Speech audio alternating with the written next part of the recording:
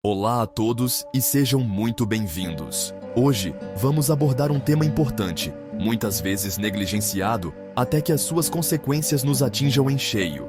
Em todo o mundo, mais de 970 milhões de pessoas debatem-se com problemas de saúde mental. Em 80% dos casos, tudo começa com hábitos que mal damos por eles. A saúde mental não é um luxo, é um pilar fundamental. Influencia a nossa capacidade de sentir felicidade e de lidar com o estresse. Hábitos tóxicos minam a nossa resiliência mental. Hoje, vou apresentar-vos 7 desses hábitos e partilharei dicas simples para os enfrentar. Vamos quebrar estas correntes invisíveis e recuperar o controle da nossa saúde mental. A ruminação mental é como um disco riscado que está sempre a saltar, ou como um hamster que corre incessantemente na sua roda. Repetimos constantemente pensamentos negativos, mas isso não resolve o problema de forma alguma. Isto apenas intensifica a nossa tristeza e ansiedade e esgota a nossa mente. É um círculo vicioso do qual é difícil escapar. Felizmente, existem métodos eficazes para contrariar este hábito prejudicial, este remoer constante de pensamentos. Uma das técnicas mais eficazes para este fim é a utilização de um diário cognitivo guiado. Através de perguntas orientadas, analisamos e examinamos estes pensamentos em profundidade. Então, como é que isto funciona concretamente na prática? Primeiro, identificamos o pensamento específico e recorrente e registramo-lo. De seguida, procuramos identificar a emoção principal que esse pensamento desperta em nós. Depois, examinamos a validade desse pensamento persistente. Baseia-se em factos ou é apenas uma vozinha interior irracional? O terceiro passo é a chamada reestruturação cognitiva. Consiste em transformar ativamente os padrões de pensamento negativos em crenças mais realistas e construtivas. Os benefícios deste método são consideráveis e os efeitos positivos são frequentemente sentidos quase de imediato. O segundo mau hábito de que vamos falar é o evitamento e a supressão emocional. Referimos-nos a ignorar, negar, minimizar ou rejeitar emoções desconfortáveis. Em vez de sentirmos e enfrentarmos as nossas emoções, procuramos, de certa forma, afastá-las ou desviar delas a atenção. Pode manifestar-se, por exemplo, com excesso de trabalho, ou ao perdermos-nos em distrações digitais, na fuga para o álcool ou caindo na conhecida armadilha da alimentação emocional. Caímos então numa racionalização excessiva, apenas para não sentirmos plenamente as nossas emoções. Contudo, a longo prazo, esta abordagem não é eficaz e pode até ser prejudicial, pois as emoções não expressas não desaparecem. Frequentemente, regressam com força redobrada, como um bumerangue. Isto pode levar a estresse crônico, ansiedade e, inclusivamente, sim, a queixas físicas. Então, quando temos a tendência de evitar as nossas emoções, existe uma técnica simples, mas incrivelmente poderosa: nomear as emoções. E o que é ainda mais interessante, esta abordagem tem o respaldo de neurocientistas. Simplificando, basta que nomeemos claramente o que sentimos. Quando nomeamos o que sentimos, isso ajuda efetivamente a acalmar o nosso cérebro. Ao nomearmos as nossas emoções, a atividade na amígdala, uma parte do nosso cérebro, diminui. Simultaneamente, a atividade no nosso córtex pré-frontal, isto é, na região frontal do cérebro, efetivamente aumenta. Nomear as emoções ajuda a dominar o caos interior. Isto ajuda-nos a lidar melhor com essas emoções, fazendo com que nos sintamos menos assoberbados e mantenhamos o controle. Vamos falar agora sobre o perfeccionismo desadaptativo. É aquela busca incessante pelo impossível, alimentada pelo medo de falhar. Esta pressão constante transforma os nossos esforços numa fonte de ansiedade e estresse. As pessoas que lidam com isto, frequentemente, adotam um pensamento do tipo tudo ou nada. Isto pode levar a perturbações de ansiedade, depressão e até mesmo a esgotamento profissional. Para combater a armadilha do perfeccionismo, adotamos o princípio libertador do suficientemente bom. Isto significa adotar uma perspectiva mais realista e autocompassiva sobre nós próprios. Ao estabelecermos metas alcançáveis, protegemos a nossa saúde mental e evitamos sobrecarregar-nos em demasia. Aceitar o princípio do suficientemente bom reduz o estresse e aumenta a satisfação com o nosso trabalho. Afinal, não é preciso ter sempre 20 valores. Isto leva a uma maior paz interior e autoaceitação, permitindo-nos sentir mais confiantes.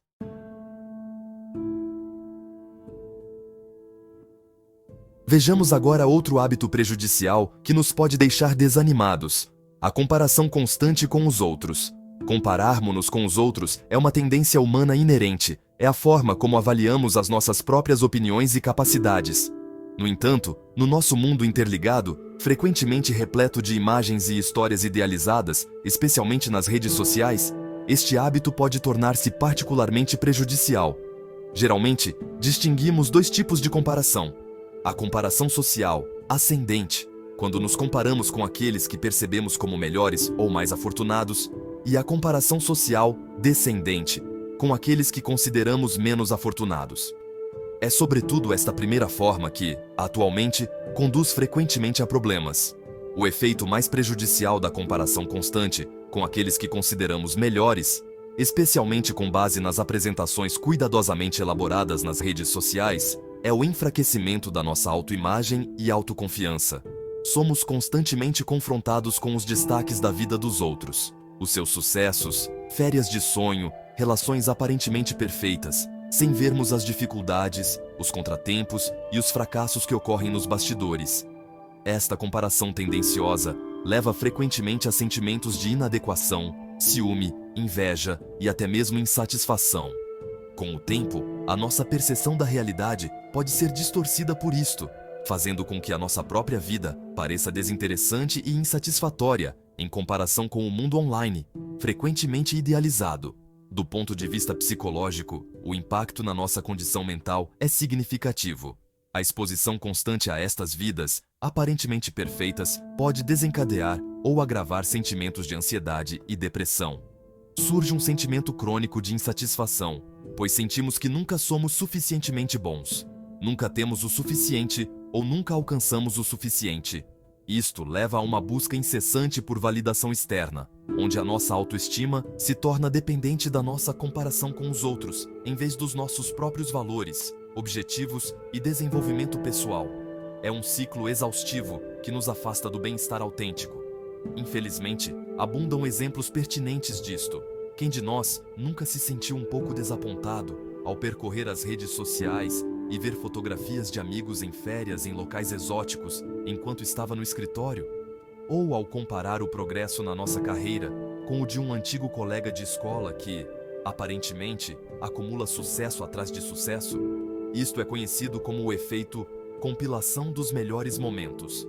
Comparamos o nosso cotidiano, com todos os seus altos e baixos, com os melhores momentos cuidadosamente selecionados de outras pessoas. Este hábito pode também infiltrar-se nas nossas interações diárias, tornando-nos mais autocríticos e menos capazes de valorizar as nossas próprias experiências.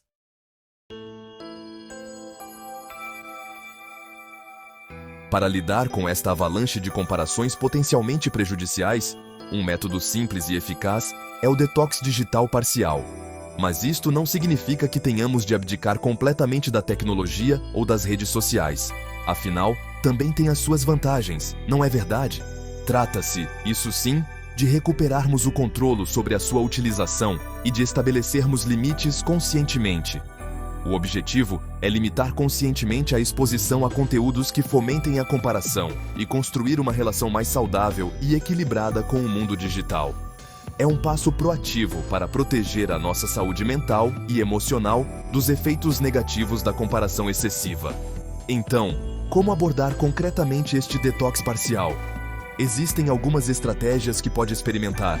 Pode começar por definir limites de tempo rigorosos para a utilização de aplicações de redes sociais, por exemplo, através da função de bem-estar digital do seu telemóvel. Pense bem nas contas que segue. Deixe de seguir aquelas que regularmente lhe provocam sentimentos negativos ou minam a sua autoestima. Tente personalizar o seu feed de notícias para que inclua mais conteúdos inspiradores, informativos ou positivos. Crie momentos ou zonas livres de tecnologia, por exemplo, durante as refeições, 1 hora antes de dormir, ou mantendo o telemóvel fora do quarto. Os benefícios desta abordagem serão rapidamente perceptíveis.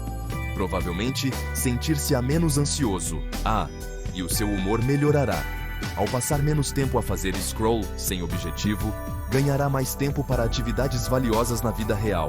Passar tempo com os seus entes queridos, dedicar-se a passatempos, praticar desporto ou simplesmente relaxar. Isto também nos ajuda a conhecer-nos melhor e a ter uma perspectiva mais realista sobre a nossa própria vida e a dos outros. Desta forma, o nosso foco muda. Menos comparação com os outros e mais atenção ao desenvolvimento pessoal e à valorização do nosso próprio percurso. Para manter este detox digital parcial, é importante abordá-lo gradualmente. Comece com mudanças pequenas e realistas que consiga manter. Identifique quando ou em que situações tem mais tendência para se comparar. Ao reduzir o tempo que passa online, tente substituí-lo por atividades que lhe deem verdadeiro prazer ou que considere significativas. Por fim, cultive a gratidão por aquilo que tem na sua vida. Manter um diário de gratidão pode ser uma excelente forma de se concentrar novamente nas bênçãos da sua vida, em vez daquilo que lhe falta em comparação com os outros.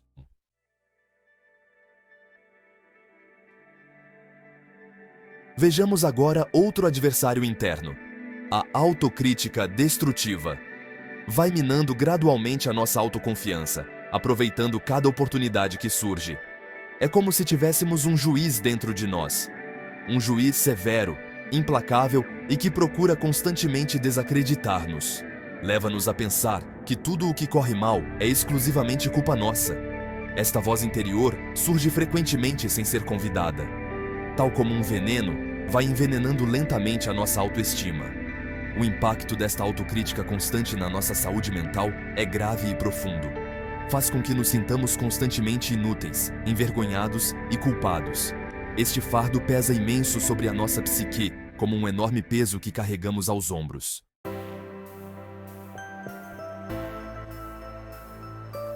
Felizmente, podemos silenciar esse crítico interno, ou, pelo menos, diminuir a força da sua voz. Uma das técnicas mais eficazes, derivada da terapia cognitivo-comportamental, é a reestruturação cognitiva. No fundo, é um processo que nos ensina a identificar, avaliar e depois modificar os nossos pensamentos negativos que não nos servem de todo. O objetivo não é enganarmos-nos com um otimismo forçado, mas sim desenvolver uma perspectiva mais equilibrada, realista e, o que é crucial, mais benevolente em relação a nós próprios. É como se aprendêssemos a ser o nosso próprio advogado de defesa, em vez de um promotor implacável. Então, como é que funciona exatamente a reestruturação cognitiva? Ela envolve várias etapas-chave. Primeiro, temos de aprender a reconhecer esses pensamentos automáticos negativos assim que surgem. Anotemo-los, escrevamo-los, se isso nos ajudar. Depois, examinemos as provas. Que factos concretos sustentam esse pensamento? E, igualmente importante, que provas o contradizem? Tornemo-nos uma espécie de detetives dos nossos próprios pensamentos.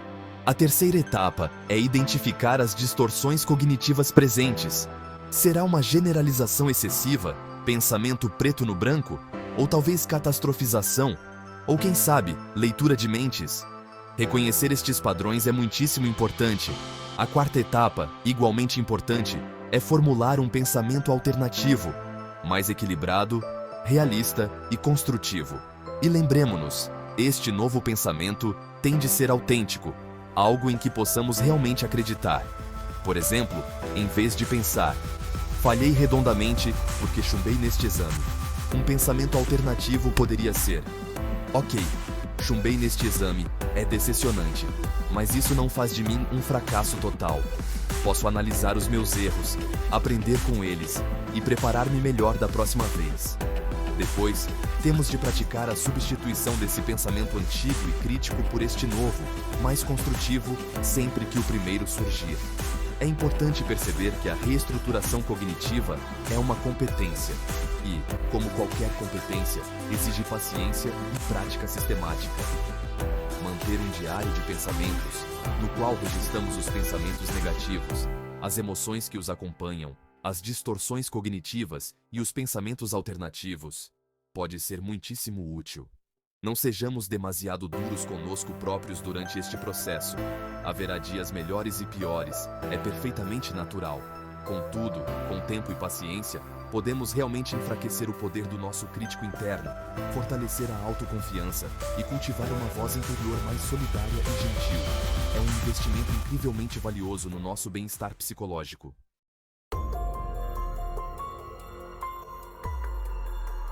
Muito bem, vamos falar agora de algo com que muitos de nós lutamos: a tendência para adiar as coisas, a procrastinação, especialmente quando é causada pela ansiedade.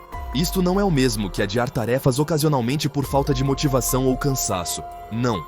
A procrastinação associada à ansiedade é um hábito mais insidioso e dissimulado.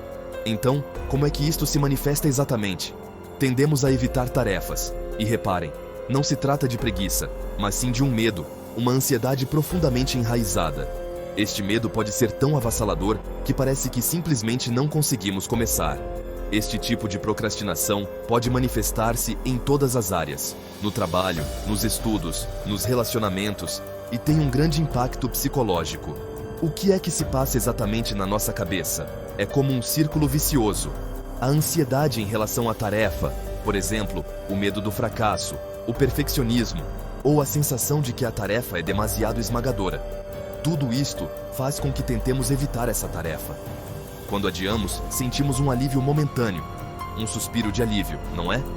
Mas, na verdade, isto apenas reforça o hábito de adiar. O nosso cérebro aprende: quando evitamos, sentimos temporariamente menos desconforto. Mas o problema fundamental continua por resolver. Além disso, esta fuga temporária faz com que a ansiedade aumente à medida que o prazo se aproxima, ou quando as consequências se tornam evidentes. Enredamo-nos cada vez mais nisto. E esta espiral negativa repete-se, tornando-se cada vez mais intensa com o tempo. Quando adiamos, o trabalho acumula-se, e isto intensifica ainda mais o sentimento inicial de ansiedade. Quanto mais adiamos, mais difícil a tarefa parece de superar, e mais intensa se torna a ansiedade. A consequência? Sentimos-nos culpados, envergonhados, e a nossa autoconfiança é abalada. Começamos a ver-nos como preguiçosos, incompetentes, indisciplinados, quando na realidade é a ansiedade que mexe os cordelinhos. Este ciclo tem um impacto devastador na nossa saúde mental. Estresse contínuo, sintomas de ansiedade agravados e pode até levar a sintomas depressivos se não reagirmos. Então, que tipos de ansiedade estão na base desta procrastinação? Existem vários e estão frequentemente interligados. Primeiro, a ansiedade de desempenho. O receio de não corresponder às expectativas, de ser julgado ou criticado. Este sentimento pode paralisar-nos, fazendo com que hesitemos sequer em começar qualquer tarefa. A ansiedade social também pode desempenhar um papel, especialmente se a tarefa exigir colaboração ou uma apresentação pública. Por vezes, é também uma ansiedade mais geral, difusa, o medo do desconhecido que nos pode paralisar. Muitas vezes, começa de forma inocente.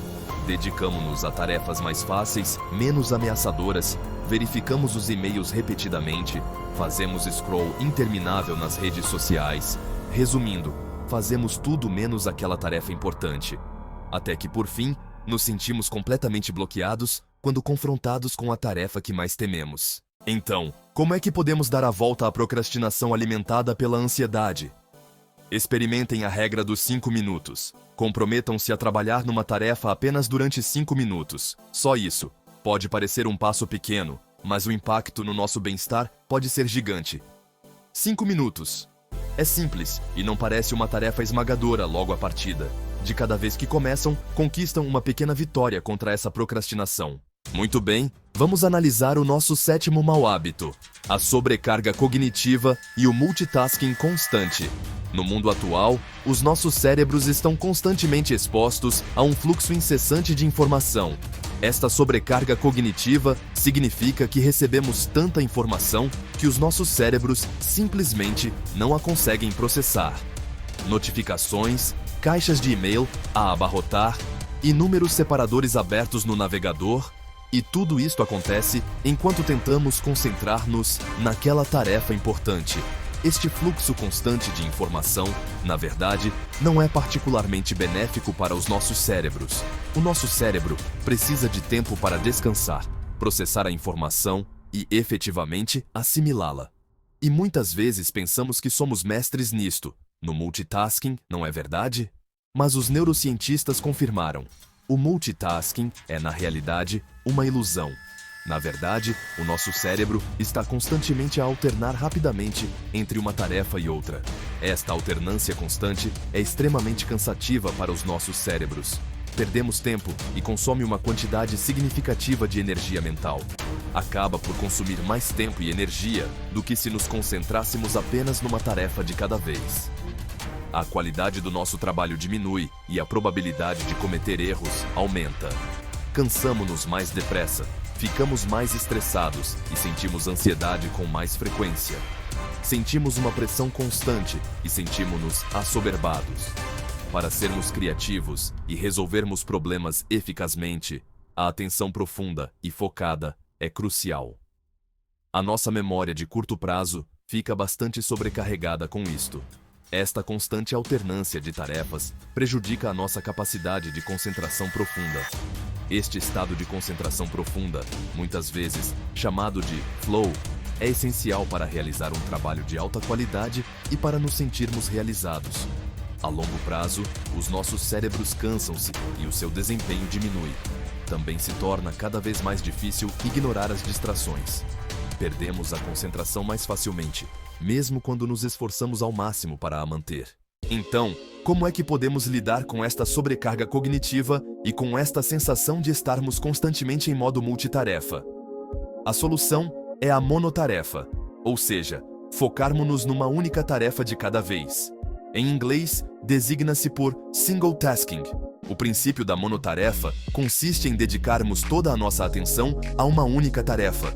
Dedicamos-lhe toda a nossa atenção até que esteja concluída, ou até ser o momento adequado para uma pausa. Um método particularmente eficaz é trabalhar em blocos de tempo definidos. Isto faz lembrar um pouco a técnica Pomodoro, que alguns de nós talvez já conheçam. Consiste em organizar o dia de trabalho em blocos de tempo específicos, durante os quais nos concentramos exclusivamente numa única tarefa. De seguida, fazemos uma pausa de 10 minutos antes de retomar a tarefa ou iniciar a seguinte. Estes blocos de tempo são uma ajuda preciosa para mantermos a concentração.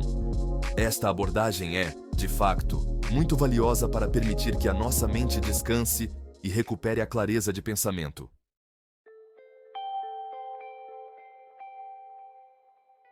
Antes de terminarmos, gostaria de sublinhar uma questão importante. Por vezes, estes hábitos podem tornar-se tão pesados que deixamos de conseguir lidar com eles sozinhos. Podem também evoluir para algo bastante mais sério. Eis 5 sinais de alerta que devem levar a consultar um especialista em saúde mental. Primeiro, sintomas que persistam por mais de 2 semanas. Segundo, problemas que perturbem o seu funcionamento diário em diversas áreas. Terceiro, uma sensação de forte tensão interna. Quarto, pensamentos de inutilidade ou ideação suicida. E quinto, evitar mais de metade das atividades diárias. Nestes casos, é fundamental consultar um psicólogo ou um psiquiatra. Admitir que precisa de ajuda é um sinal de força. Não se esqueça de subscrever o canal para não perder as nossas futuras partilhas. Muito obrigado pela sua atenção. Cuide-se e até breve.